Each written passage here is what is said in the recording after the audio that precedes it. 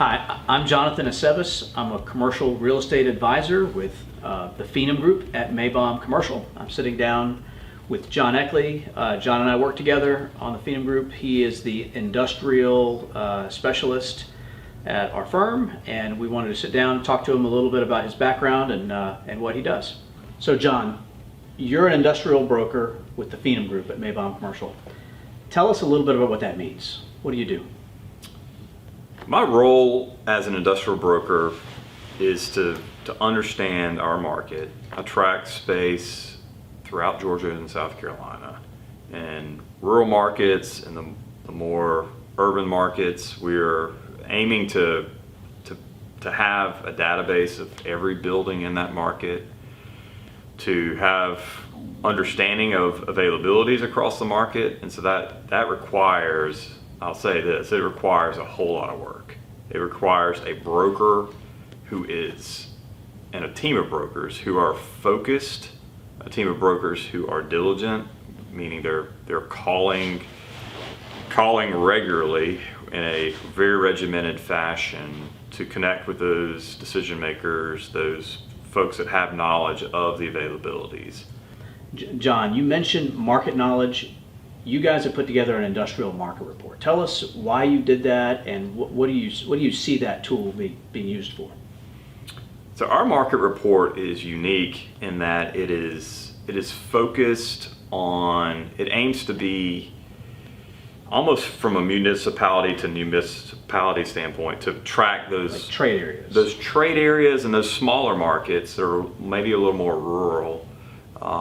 You can definitely get good data on Greenville or Charleston or Atlanta pretty readily. There are a lot of different market reports out there that serve those areas. We've aimed to include those areas as well, but to dig in and provide, the folks in Macon or Vidalia, or Florence, South Carolina, to provide those folks with some good data. And we have additional data at our fingertips, but ultimately what we're trying to do is let folks know that we are in those markets, we're tracking the data there, and we're tracking properties there, and so we want to provide you information that will help you make good decisions. And somebody can get a copy of that market report by emailing you? Email me directly at jeckley@maybaum.com or call me on my cell phone. We can get it from you. That's great. Tell us about your background. So tell us where you're from and where you went to school. I'm originally from Bishopville, South Carolina, Lee County, an hour east of Columbia, right off I-20. Small town, born and raised, family there for generations. Attended high school at Lee Academy, graduated, went to Clemson, where I majored in civil engineering, ultimately got my graduate degree, my MBA from there as well. I've then moved to Charleston, moved to Augusta, and have now settled here for the duration. My father was a railroad construction guy, so I grew up working on the railroad there, swinging a sledgehammer, knowing that was absolutely not what I wanted to do with my life. It was hard work. He still does it to this day as a 71-year-old. Certainly taught me the value of hard work, the value of entrepreneurship, and ultimately took that, graduated from Lee Academy there and went to Clemson University, where I studied civil engineering undergrad, and really loved that from a problem solving standpoint. Ultimately graduated, stayed, got my MBA there, and ultimately moved on to Charleston thereafter, taking an engineering job. Pursued my MBA for the reason, knowing ultimately the small business entrepreneurial thing that we do as commercial brokers was in my blood. Knew that I really ultimately wanted that. To this day, I have a heart for businesses, small businesses that are starting and growing. Then moved to Charleston, took an engineering job, as I said, with Jordan, Jones & Golding, which is a regional water, wastewater engineering firm. Worked there for a few years. Ultimately moved into some other careers, deciding that I wanted to really figure out a way to move into something more entrepreneurial. ultimately those can be that can be a challenging career path, as you know. There aren't always easy answers to figure out how to do your own thing, and so you try different things. And long story short, met my wife in Charleston. She was finishing up PA school. Moved from Charleston to Augusta. Continued to pursue some different options when commercial real estate made its way clear to me, and ultimately that's the story. So tell us a little bit about Clemson. How was your time there? What did you do? I'm guessing football was a big part of your life then. Tell us about that. Football, yeah, college football has been my, for better or for worse, it's been something I've followed and cared about a lot for a long time. Unfortunately, when I was at Clemson, college football was not something to write home about. It was some dark times there for sure, but prepared me for now, kind of where things are right now. But long story short, I really enjoyed my time. Went to a lot of away games, a lot of home games. Obviously, used that time I grew some great friendships. Used it to do a lot of tours of national parks. Got to see the country, got to see different places in the world, and really knowing that one day I was going to be in a career with a family, and wanting to make sure I used that time well and took advantage of those opportunities while I had them. Some of the highlights, one I will say in the little snapshot highlights, one would be being in the Grand Canyon at the right at Plateau Point, overlooking the Colorado with a full rainbow in the bottom of the canyon. That was one high level mark. Another highlight was we went with some friends down to Dry Tortugas, which is a Civil War era fort national park off the coast of Key West. We camped out there and caught snapper and camped on the beach and snorkeled, all that kind of thing. So that was a pretty unique in its remoteness, and just being there with good friends was obviously a big part of it as well. So that's a snapshot of some of the types of trips I was able to do. Spent a summer in Slovakia, interestingly enough, and after college was able to go to Africa and to Haiti and some other places as well. So how did the engineering background and the MBA background come together to impact how you think as a commercial real estate broker? It's a great question. I do think as a commercial real estate broker, it really is a right brain, left brain kind of job, especially the role that I play. You think about the attention to detail required related to thinking through financial implications. Obviously, that the engineering piece of me that falls in line very well with that.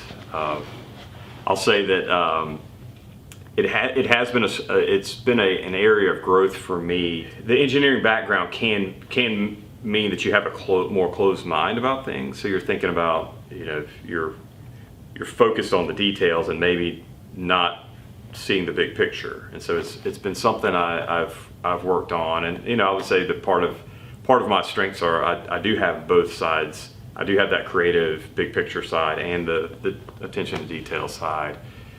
And so pursuing better marketing, obviously that doesn't sound like it relates to engineering at all. And it's certainly been part of the MBA background, and maybe just the creative attention to detail, concern for aesthetics, that piece of it. Like a lot of other industries, data and information is power, and having contact information, having a wealth of potential buyers or good comp information that can go a long way towards facilitating a deal, towards giving a client good information to go on. And so we have, as an engineer, I do very much care about good data. I think a lot about data, a lot about systems, building systems that will support both our listings and our prospecting, and ultimately finding properties, finding sellers of properties. So that has been a bit of a passion project for me. I very much enjoy and get excited about creating systems that categorize that data, that allow for facilitation of deals. Your faith is really important to you. I know you've spent some time in missions, you're involved with your church. How does your faith impact the way that you think about your work? Well, when I think about the commercial real estate industry, I do think of an industry that's very focused on money, and rightfully so, focused on financial health. I think those things are great for flourishing for our clients. It's not always the absolute most important thing, and it certainly it can lose sight of the bigger picture. It could, I'll say, from an incentivization standpoint, brokers are incentivized to focus on the transaction, not on the client. It's the way our industry is set up, and rightfully so. It creates representation, which is good, but it can lose sight of the bigger picture. And so for me, when I think about how do I care for this person like I would my own family member, I think that's the goal. I certainly don't say that I do that right every time, or we miss things, but it is at the core of the heart of what we're trying to do. And so for me, it's it's thinking about legacy. The name Phenom Group calls back to Respice Phenom, which is Latin for consider the end. Effectively, we're calling ourselves to that daily. How do we do this for our clients? How do we help them, whatever their perspective on their future is and where they want to head? How do we start with that end and work our way back? Because ultimately we want to do that for our clients like we would for our own family members.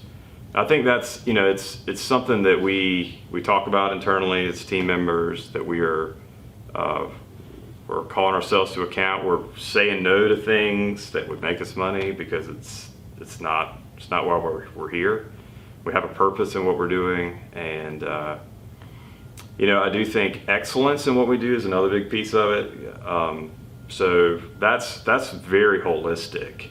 It's a very complex industry. So from listing onboarding and listing quality, when we present our properties on the market, we aim to be the best. We want a CEO across the country to be able to look at the listing package and understand end to end what this thing is, because we believe that ultimately is how we represent clients really well. We get it in front of as many people as possible. They understand it. They're able to get all of their questions answered, and they can make a go, no-go decision. Their board can make that decision in a very quick amount of time, with little things holding that up.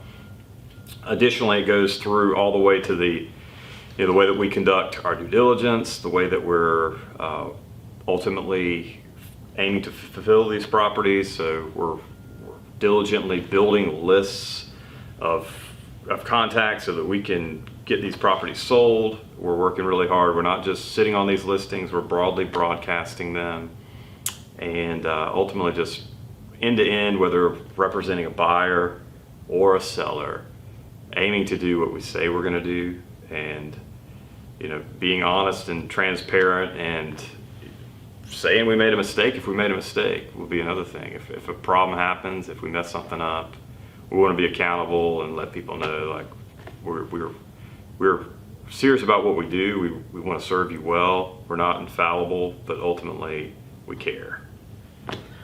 So let's talk a little bit about about the industrial asset class in general. What do you enjoy about being an industrial broker? When I think about industrial, I think about what ultimately fuels our society. When a new manufacturer comes into a location, there is a net gain for the community, because goods are being produced there that are being sold outside of that area. So it produces a net gain of income and cash flow into that economy through jobs, through additional investments. And so there's this opportunity that happens. To me, it's exciting working with the development community in these different areas. You've got Fortune 500 companies, you've got mom and pops. It really runs the gambit. But ultimately, this is very core to what benefits people in our society. You've got jobs, and you've got income. So there's definitely a way in which, in the industrial market, certain trade areas like Cincinnati or Atlanta or Augusta compete with each other for these big industrial users. How do you help? I mean, how do you see yourself fitting into the picture of helping this market compete with those other areas? Well, I think Augusta has a lot to offer.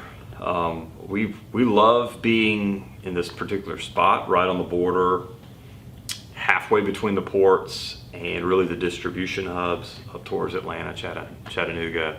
So it is a very strategic location for a lot of reasons. Augusta has been an underutilized market for years. I believe what I'm seeing now is you start to see, with the growth, particularly in the port at Savannah, the growth at Charleston, you start to see these users down towards the port that are getting tired of paying these exorbitant amounts for lease and sale prices, are really, really excited about coming inland just a little ways and getting a lot better deal on a building. For years, what's happened in Augusta is you've had lease and sales rates that have been well below the national average, and they still are. But what you're starting to see is that bleed over effect. You've got repatriatization onshoring of some of the things maybe in China or overseas, other places. That certainly has some effect here. You also, during the pandemic, you had the phenomenon of warehouse basically needing to protect yourself from that supply chain issue, and so you had folks buying buildings just to store additional inventory. Now then, an additional effect has been the impacts on just construction costs and lead times for new buildings, and so that's all those factors have kind of bled together, leading to a perfect storm for sales and lease rates increasing. You mentioned the port in Savannah, and I know that you've done a lot of research and a lot of work with the inland ports. How do you see the changes at the port impacting, I guess, real estate here in this market, but I guess throughout the region as well?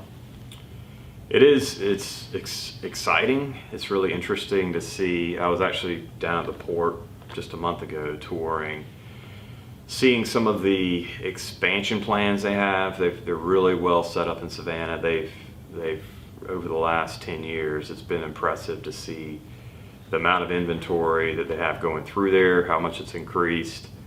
When COVID hit, they had a lot. They took advantage of a lot of the issues that the West Coast was having. You had a lot of that come back over to the East Coast. And they've been able to keep most of it, which that's definitely to their credit. Folks are really beginning to see how well the state of Georgia is set up.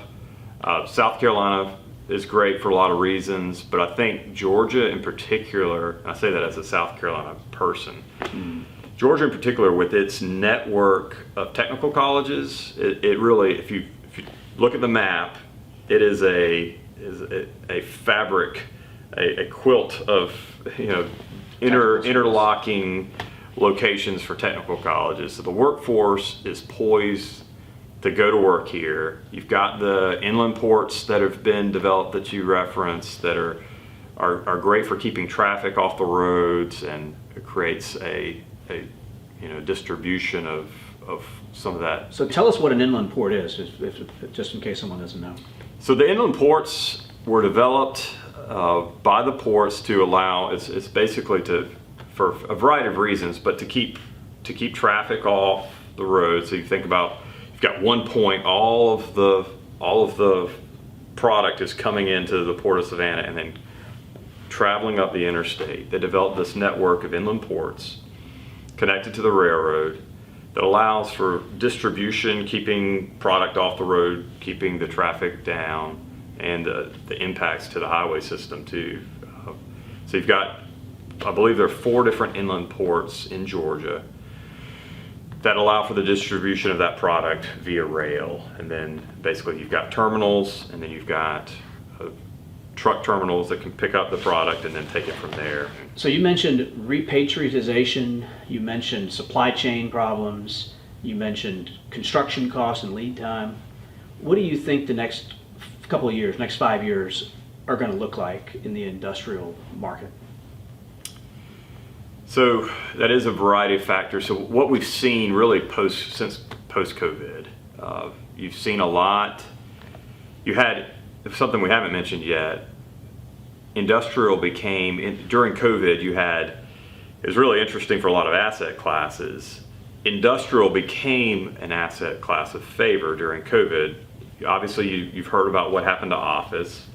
Multifamily leading up to that point was becoming just oversaturated. So all these REITs that had been investing in multifamily and maybe office turned their gaze to industrial, and they said, let's go after industrial. And so you had a lot of that, led to a bunch of institutional money pouring into industrial buildings.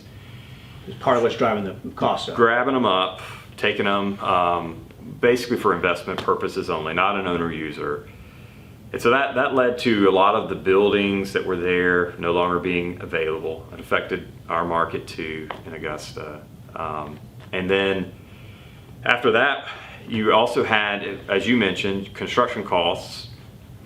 No one's building new product. It doesn't really make sense right now. And if it did, your lease rates would have to be a lot higher to justify it. And then you've got, these downstream effects. It really is a food chain. So if effectively someone is buying up all the 200,000 square foot buildings, then the people who used to take 200,000 square foot buildings are now buying 100,000 square foot buildings, and work your way down that chain. And so what it does is it creates a squeeze. It creates a food chain of sorts for folks, and maybe you're being a little more flexible. You're thinking more creatively about buying up. Maybe you've got multiple sites to make the thing work. Maybe you buy up a 100,000 square foot building, add 100,000 on the back. There are a lot of creative solutions that are becoming necessary. Tell us a little bit about the difference between somebody hiring a national broker like Lee and Associates or like CBRE to handle their industrial, either like their site selection search or their listing of a big building, versus somebody hiring a team like yours. So there are a few different things that come to mind there. We do pride ourselves on really being what I would say the Goldilocks solution. We're not corporate, meaning that, again, we're not driven by the bottom dollar. We're free to care about clients. We're free to put their best interests first. Sometimes what that looks like, not every national brokerage does this, but a lot of national brokerages will try to hold deals internally, so they'll list them on their own website, but they won't put them on CoStar or LoopNet. So basically what they're trying to do is they're limiting competition and trying to shop the deal to somebody else. Internal. Someone else in their brokerage, which I fundamentally have issue with that, just from a client representation standpoint, from a creating absolute most demand for a product standpoint. I said the Goldilocks solution because we do have that.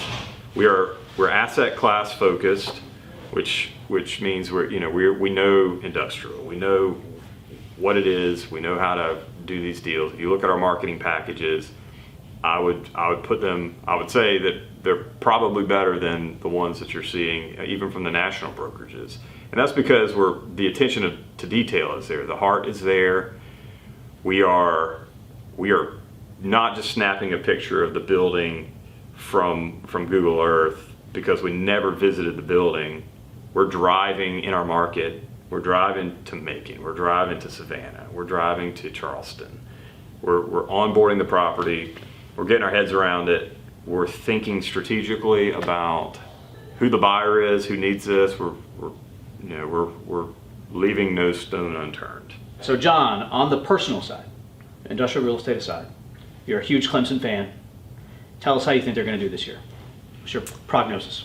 Well, I just returned from this weekend with my second oldest son, my family, my parents. We went to the Florida State game where we snagged defeat from the jaws of victory. Okay. Yeah, it was pretty painful. I've turned my mind to other hobbies of late. It's been a little too painful. Yeah, just hoping we can salvage it. I do anticipate that this is my guess, but I'm now following the fact that Clemson is probably going to be announcing they're leaving the ACC, probably in October. So that'll be a firestorm of sorts. Okay. You went to the national championship game. Was it 2 years ago? It was 2016. That was the other national championship game. Okay. So tell us how that was. I'll say that is that was one of, my wife asked me right after I got back, she said, marrying me, childbirth, Clemson national championship game, which was better? I told her with some caveats, which one, like I'm the kind of guy who's in the midst of an event, in the moment, it's too big for me. I can't take it in, typically. So when I had a kid and when I got married, I really struggled. It felt surreal. When I saw Clemson win a national championship with both my parents and my two brothers, we've been going to games since I was 3 years old. My parents met there, went to Clemson there. My grandfather went there. We've been going to games, had the same season tickets my whole life. So it's just, we've had a lot of Clemsoning, a lot of painful experiences through the years. So it felt like this like, all the hardship kind of, it was finally, it happened. And there's no time like the first time. And so it really was, it was like hugging strangers.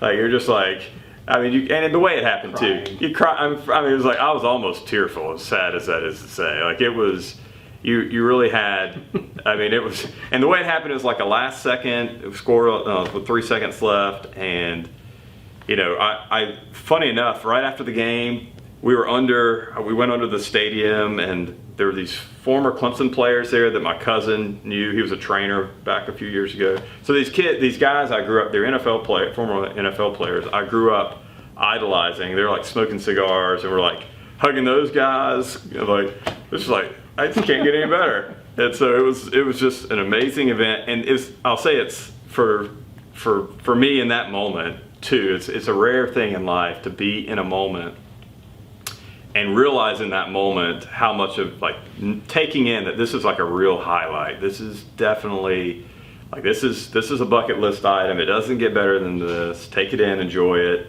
and it really just couldn't have been more amazing. And then of course to beat Alabama, really it made it that much sweeter, especially after having lost to them the year before. So just an amazing experience, as you could tell by the way I lit up. Yeah. Well, good. Well, this interview wouldn't be complete if we didn't ask you about the Lizard Man. So tell us what you know. So for those that don't know, and I assume that's the majority of folks watching, my hometown is Bishopville, South Carolina. Not Bishopsville, but Bishopville. Bishopville, South Carolina. We are famous for a Bigfoot-like creature called the Lizard Man. In the late 80s, it actually made national news. Someone's car was attacked by what he said was a 6 foot tall lizard man with red eyes. And the sheriff went to the scene of the crime, and they investigated. The car had scratches on it. They actually took plaster footprints of this 3-toed footprint that was tracking, and then this is the wildest thing to me.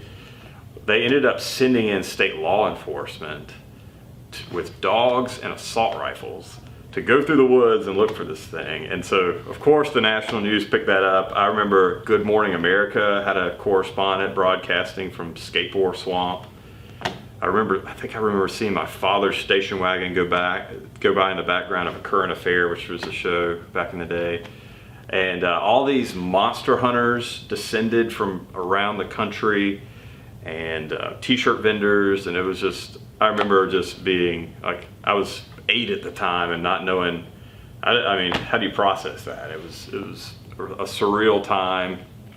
You know, I don't know if I'm at liberty to share a whole lot of detail about the background. I don't want to ruin ruin the myth, the legend, but long story short, it's at least something to talk about in a video. Something that unites Bishop Villians. That and Doc Blanchard, the only Heisman Trophy winner to ever be born in South Carolina. He was Mr. Inside, played for Army back in the 40s, and he was from Bishopville and actually a friend of my grandmother and some others in our hometown. Good, awesome. Well, thanks, John. Appreciate you sitting down with me, and hope you have a good rest of your day.